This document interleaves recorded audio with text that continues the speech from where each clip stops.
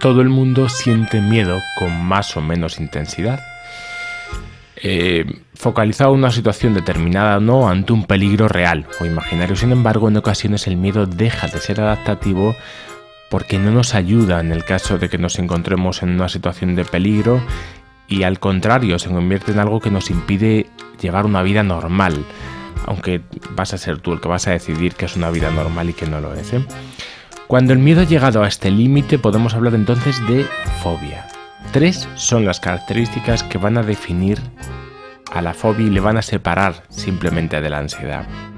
Por un lado, mayor intensidad, ya que todos podemos tener un miedo moderado a determinadas situaciones, como por ejemplo ir a determinados lugares de la ciudad a determinadas horas, o podemos conducir con precaución por miedo a tener un accidente, pero en el caso de la fobia, la intensidad es mucho mayor que la simple precaución. La segunda característica es la irracionalidad. No podemos explicar de forma lógica el miedo.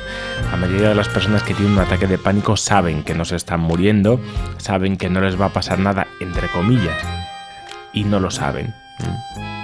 La persona que padece una fobia, a pesar de que sabe que en estos casos su miedo no tiene razón de ser en ese momento, lo siente como algo inminente. En otros casos el miedo puede ser aparentemente racional, en el sentido de que puede ocurrir, por ejemplo, un infarto de miocardio o que te caiga una maceta.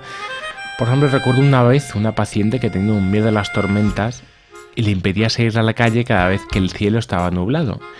Y probablemente nunca le fuese a caer un rayo, pero estaba supeditando su vida a una posibilidad tan remota como el hecho de que le tocase la lotería. Y por último, la tercera característica que define que una fobia es así es la interferencia. Una vez recuerdo que recibí la visita de una mujer que tenía mucho miedo a las serpientes cobra además, y decía, la mujer era muy perfeccionista y decía que no se podía permitir tener un miedo así. Como la mujer ya era mayor y no pensaba viajar a la India o a algún lugar que un poco exótico donde existiese esta serpiente, le sugerí que si había que trabajar algo era su norma de exigencia, no tener ningún tipo de miedo, pero mientras el miedo no está interfiriendo de una forma muy grave, pues ¿por qué no vamos a tener este tipo de miedos, no? Actualmente se diferencian 3 tipos de fobias: la fobia específica, la fobia social y la agorafobia. Cuando hablamos de fobia específica, estamos hablando de un miedo focalizado a una fuente determinada o circunstancia concreta. Sabemos de dónde viene el miedo y, sin embargo, este mismo criterio no se puede aplicar para la fobia social y la agorafobia. La fuente del miedo en este caso no es algo tan tangible que podamos ver, oír, oler o tocar. Para un observador externo, incluso para aquellos que la padecen, no parece que haya nada que realmente cause ese miedo, ni siquiera una razón real para sentirlo. Aquello que desencadena el miedo varía muchísimo de unas personas a otras y tampoco se teme siempre a las mismas circunstancias y situaciones.